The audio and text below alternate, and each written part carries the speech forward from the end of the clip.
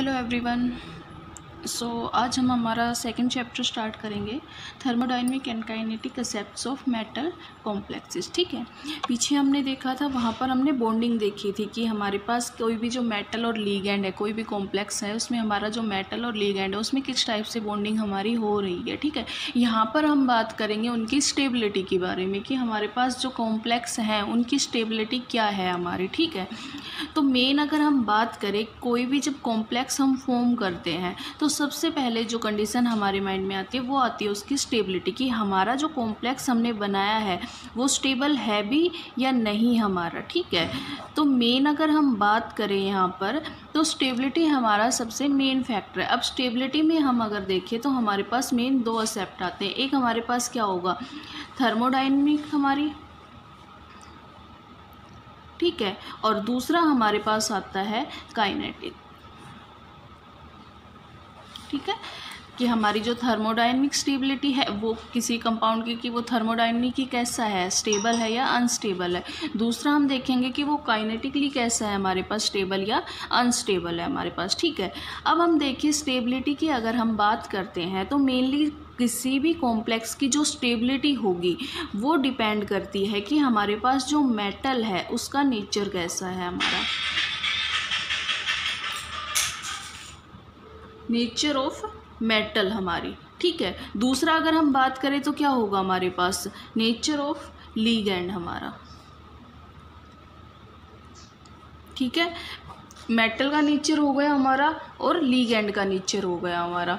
ठीक है, तो यहाँ से एक और फिर बात आती है उसके अलावा कि जो मेटल और लीगैंड हमारा मिल कि क्या बना रहे, कॉम्प्लेक्स हमारे पास एक बन रहा है हमारा। ठीक है, तो यहाँ पर हमारे पास रहेगी कि रिएक्शन जो कंडीशंस हैं हमारी, ठीक है, वो क्या है हमारे पास, रिएक्शन कंडीशंस। तो कोई भी जो कॉम्प्लेक्स है उसकी जो स्टेबिलिटी है हमारे पास वो इन तीन चीज़ों के ऊपर डिपेंड करती है कि हमारा जो मेटल है उसका नेचर कैसा है, दूसरा हमारे पास जो लीगैंड है उसका नेचर कैसा है, और थर्ड हमारे पास आएगा कि जो रिएक्शन है हमारी वो क्या कंडीशन है हमारे पास रिएक्शन की। ठीक है, जैसे रिएक्शन कंडीशन मीन्स हमारे पास क्या होगा कि एक पर्टिकुलर कंडीशन होगी, जैसे हीट हो गई हमारे पास, लाइट हो गई हमारे पास।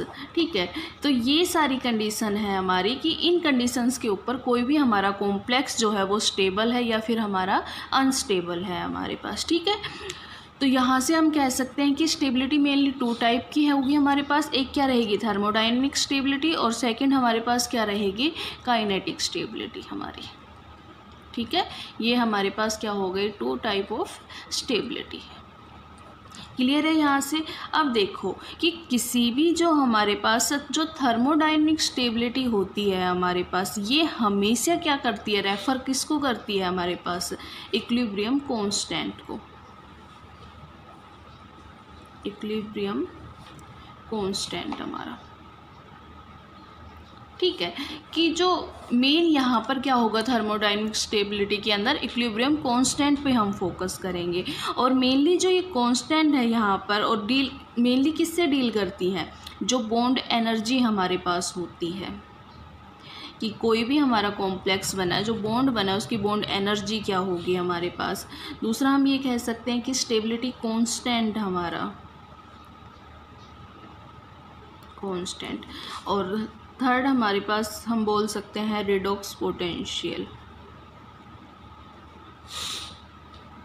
ठीक है, तो ये इस टाइप के जो मेन फैक्टर है हमारे पास, ये क्या बताएंगे, ये रेफर करते हैं थर्मोडायनेमिक स्टेबिलिटी को। बात करते हैं काइनेटिक स्टेबिलिटी की, तो काइनेटिक स्टेबिलिटी हमेशा हमारी क्या करती है कि जो भी हमारी रिएक्शन है उसकी रेट क्या है और उसका मैकेनिज्म क्या है, इसको डील करते हैं। ठीक है, तो यहाँ से सिंपल है दोनों चीज़ें कि जो थर्मोडायनेमिक स्टेबिलिटी हमारी होगी वो हमेशा डील करेगी उसके equilibrium constant, bond energy, stability constant, redox potential etcetera. ठीक है, दूसरा अगर हम काइनेटिक स्टेबिलिटी की बात करते हैं तो ये हमेशा डील करता है रेट ऑफ रिएक्शन के ऊपर, और जो हमारा मैकेनिज्म ऑफ केमिकल रिएक्शन है उससे डील करता है कि जो हमारी रिएक्शन हो रही है वो किस रेट से हो रही है, वो किस मैकेनिज्म के थ्रू प्रोसीड कर रही है हमारे पास। तो ये हमारी हो गई काइनेटिक स्टेबिलिटी। अब हम बात करते हैं थर्मोडायनेमिक स्टेबिलिटी की।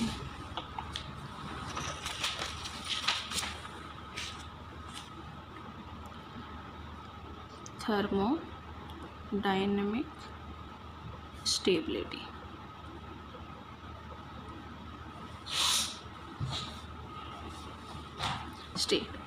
देखो मेनली अगर हम बात करें थर्मोडायनेमिक स्टेबिलिटी की, तो यहाँ से जो स्टेबिलिटी का क्या मतलब है, एक तरीके से अगर हम स्टेबिलिटी की बात करें कि कोई भी हमारा जो कंपाउंड है, सबसे फर्स्ट जो चीज़ हमारे माइंड में आती है वो यही आएगी कि हमारा कंपाउंड एग्जिस्ट कर रहा है या नहीं कर रहा, हमारा एग्जिस्ट और नॉट। ठीक है, तो यहाँ से हमें पता चलेगा कि कोई भी कंपाउंड अगर एग्जिस्ट कर रहा है हमारे पास, तो हम उसे कहेंगे कि हाँ इस टाइम के लिए वो स्टेबल है एक तरीके से। दूसरा हम बात करेंगे, देखेंगे कि एक स्टेबल कंडीशन के अंदर, स्टेबल कंडीशंस में वो कितने टाइम पीरियड के लिए हम उसे स्टोर करके रख सकते हैं। ठीक है,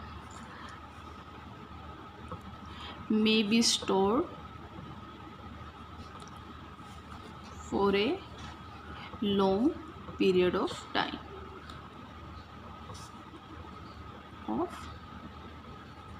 हमारा। ठीक है, तो यहाँ से हम कह सकते हैं कि हम सबसे फर्स्ट जो चीज़ होगी वो हमारी देखेंगे कि हमारा जो कंपाउंड है वो एग्जिस्ट कर रहा है या नहीं कर रहा, और जो सेकंड चीज़ हमारे सामने आएगी वो हम देखेंगे कि जो स्टेबल कंडीशंस है उसके लिए, उसके अंडर वो कितने period, long period of time के लिए वो उसे हम स्टोर करके रख सकते हैं हमारे पास। ठीक है, तो यहाँ से हमारे पास आई मेनली दो टर्म हमारे पास आते हैं, जैसे स्टेबल और अनस्टेबल, हमारी स्टेबल और अनस्टेबल। तो मेनली जो अनस्टेबल और स्टेबल है ये क्या कर रही है, एक तरीके से किसी भी कॉम्प्लेक्स की टेंडेंसी को डिफाइन कर रही है कि वो एग्जिस्ट करेगा या नहीं करेगा हमारे पास। ठीक है, क्लियर है यहाँ से। तो यहाँ से थर्मोडायनेमिक स्टेबिलिटी को हम कैसे डिफाइन करेंगे, thermodynamic stability is the measure of the extent of formation of a complex at equilibrium।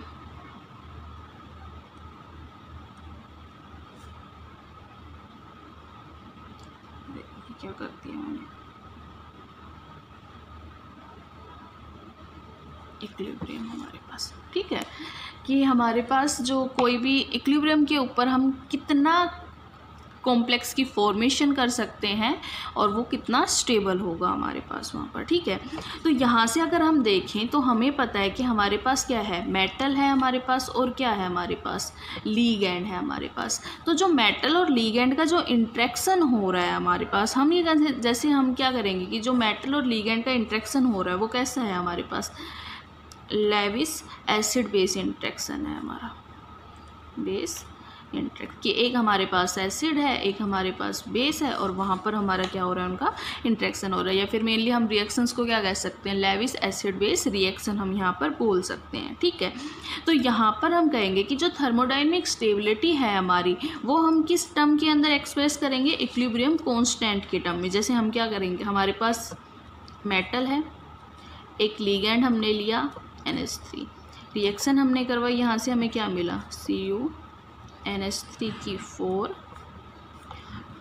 2 positive, ये हमें मिल गया यहाँ से। तो यहाँ से अगर इक्विलिब्रियम कांस्टेंट के S अगर हम निकाले तो क्या आएगा हमारा, CuNH3 की 4 2 पॉजिटिव, और नीचे क्या हो जाएगा, Cu2 पॉजिटिव, और यहाँ पर क्या आ जाएगा, NH3 की 4 हमारा। तो ये हमारा इक्विलिब्रियम कांस्टेंट हो गया यहाँ पर। ठीक है, तो यहाँ से हम कहेंगे कि इक्विलिब्रियम, सिंपल सा ध्यान रखना कि जितना इक्विलिब्रियम कांस्टेंट क्या रहेगा हमारा, ज़्यादा रहेगा, लार्ज रहेगा, लार्जर द इक्विलिब्रियम कांस्टेंट, वहाँ से हमारी क्या आएगी, मोर थर्मोडायनेमिक स्टेबिलिटी, थर्मोडायनेमिक स्टेबिलिटी। ठीक है, कि किसी भी रिएक्शन का जितना इक्विलिब्रियम कांस्टेंट ज़्यादा रहेगा उतनी ही उसकी थर्मोडायनेमिक स्टेबिलिटी भी हमारे पास क्या हो जाएगी, ज़्यादा हो जाएगी हमारे पास। ठीक है, तो ये हमारी क्या थी, थर्मोडायनेमिक स्टेबिलिटी। अलग अलग यहाँ पर हम देखें, सिंपल है हमारे पास। जैसे अगर इसके लिए हम देखें तो जो इक्विलिब्रियम कांस्टेंट होता है वो हमारा होता है 4.5 × 10⁻21 होता है हमारे पास। ठीक है, तो यहाँ से क्या है कि ये हाई वैल्यू है, तो ये क्या हुआ, थर्मोडायनेमिकली स्टेबल हुआ हमारे पास। दूसरा हमेशा ध्यान रखना, जितना स्ट्रॉन्ग फील्ड लिगैंड हमारा होगा उतना ही ज़्यादा थर्मोडायनेमिक स्टेबिलिटी आएगी। जैसे अगर यहाँ पर हम क्या करें, NH3 को हम किससे ट्रांसफ़र कर दें, साइनाइड से ट्रांसफ़र कर दें, 4Cn नेगेटिव। सेम केस रहेगा हमारे पास Cu2 पॉजिटिव प्लस 4Cn, तो यहाँ पर क्या आ जाएगा हमारे पास, CuCN4, यहाँ पर अब क्या हो जाएगा, 2 नेगेटिव हमारे पास। ठीक है, तो यहाँ से सेम केस हो जाएगा हमारे पास इक्विलिब्रियम कांस्टेंट। तो जो यहाँ पर हमारे पास इक्विलिब्रियम कांस्टेंट की जो वैल्यू हमारी होती है, ठीक है, वो होती है हमारे पास 2.0 × 10⁻27 हमारी। ठीक है, तो यहाँ से क्या हुआ, इक्विलिब्रियम कांस्टेंट हमारा ज़्यादा हो गया। सिंपल सी एक बात निकल के आती है कि जितना लिगैंड हमारा स्ट्रॉन्ग फील्ड होगा, जितना स्ट्रॉन्ग लिगैंड होगा उतना ही इक्विलिब्रियम कांस्टेंट हमारा क्या हो जाएगा, ज़्यादा हो जाएगा। और जितना ज़्यादा इक्विलिब्रियम कांस्टेंट होगा उतनी ही हमारी स्टेबिलिटी क्या रहेगी, ज़्यादा रहेगी हमारे पास। ठीक है, और काफ़ी एग्जाम्पल ले सकते हैं हम, जैसे अलग अलग मेटल्स के केस में हम, आपकी बुक में काफ़ी एग्जाम्पल्स दिए हुए हैं। जैसे सिल्वर की हम करते हैं, Ag पॉजिटिव प्लस में 2NH3 हम यहाँ पर देखेंगे, तो यहाँ पर क्या आ जाएगा,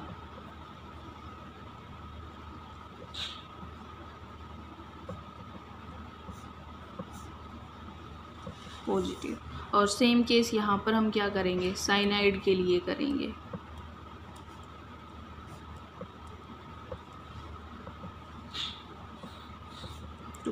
तो यहाँ पर जो इक्विलिब्रियम कांस्टेंट होता है वो होता है 1.6 × 10⁻7 और यहाँ पर होता है 5.4 × 10⁻18। तो सिंपल लिगैंड के डिफरेंस से हमें पता चल जाएगा कि हमारे पास क्या है यहाँ पर, कि जितना स्ट्रॉन्ग लिगैंड होगा, हमारा स्ट्रॉन्ग फील्ड लिगैंड होगा, उतना ही हमारे पास इक्विलिब्रियम कांस्टेंट क्या हो जाएगा, ज़्यादा हो जाएगा। और जितना इक्विलिब्रियम कांस्टेंट हमारा ज़्यादा है उतनी ही हमारी स्टेबिलिटी भी क्या हो जाएगी, ज़्यादा हो जाएगी। या फिर हम ये कह सकते हैं थर्मोडायनेमिकली वो ज़्यादा स्टेबल होगा हमारे पास। ठीक है, दूसरा हम यहाँ से, एक तो हमारे पास Ks हमारा क्या आ गया, इक्विलिब्रियम कांस्टेंट हमारे पास।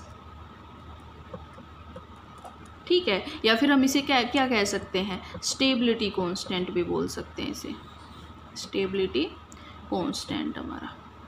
ठीक है, यहाँ से हम एक निकालेंगे कि reciprocal of stability constant is called dissociation constant हमारा, डिसोसिएशन कांस्टेंट। ठीक है, कि हमारे पास जो स्टेबिलिटी कांस्टेंट है उसका जो रेसिप्रोकल होगा हमारा 1/Ks हमारे पास जो हो गया, वो हमारा क्या कहलाएगा, डिसोसिएशन कांस्टेंट। अब यहाँ पर अपोजिट हो जाएगा। जैसे अगर हम किसी भी रिएक्शन के लिए निकालते हैं, जैसे हमारे पास क्या है, हमने क्या देखा था, Ks हमारे पास CuNH3 2 पॉजिटिव के लिए क्या था, 4.5 × 10⁻21 था हमारे पास। तो यहाँ से क्या होगा, Ks ये हमारा क्या हो गया, K डिसोसिएशन जो होगा हमारा वो क्या होगा, 1/Ks। तो यहाँ से 145 × 10⁻21, तो ये कितना आ जाएगा, 2.2 × 10⁻22। तो यहाँ से देखो जो डिसोसिएशन कांस्टेंट की वैल्यू कितनी स्मॉल है, तो यहाँ से हम कह सकते हैं कि smaller the value of dissociation constant, जो कॉम्प्लेक्स होगा, complex ion is highly stable हमारे पास। ठीक है, यहाँ से क्या कह सकते हैं, स्मॉल डिसोसिएशन कांस्टेंट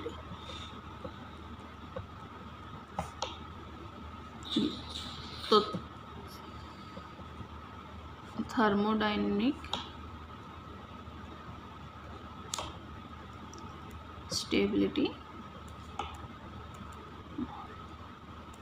ठीक है, सिंपल सी वही बात है कि क्योंकि अगर ये रेसिप्रोकल है हमारे पास स्टेबिलिटी कांस्टेंट का, तो जितना डिसोसिएशन कांस्टेंट हमारा कम होगा, स्टेबिलिटी कांस्टेंट हमारा क्या रहेगा, उतना ही ज़्यादा रहेगा, और थर्मोडायनेमिक स्टेबिलिटी भी वहाँ से क्या हो जाएगी, ज़्यादा हो जाएगी।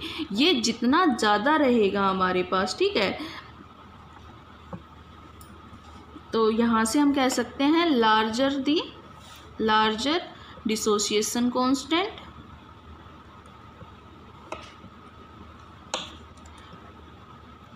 Laser will be stability. ठीक है, तो ये हमारी क्या आ गई, स्टेबिलिटी के बारे में हमने पढ़ा। थर्मोडायनेमिक स्टेबिलिटी किसके थ्रू हमने यहाँ पर देखा, स्टेबिलिटी कांस्टेंट और डिसोसिएशन कांस्टेंट से हमने यहाँ पर देखा हमारा। ठीक है, उसके अलावा अगर हम स्टेबिलिटी कांस्टेंट की बात करें मेनली, तो जो स्टेबिलिटी कांस्टेंट हमारा होता है वो मेनली 2 टाइप का होता है हमारा। स्टेबिलिटी कांस्टेंट, हमारा जो स्टेबिलिटी कांस्टेंट है वो मेनली 2 टाइप है। एक हमारे पास आता है step wise stability constant, stability constant, और सेकंड हमारे पास आता है ओवरऑल स्टेबिलिटी कांस्टेंट।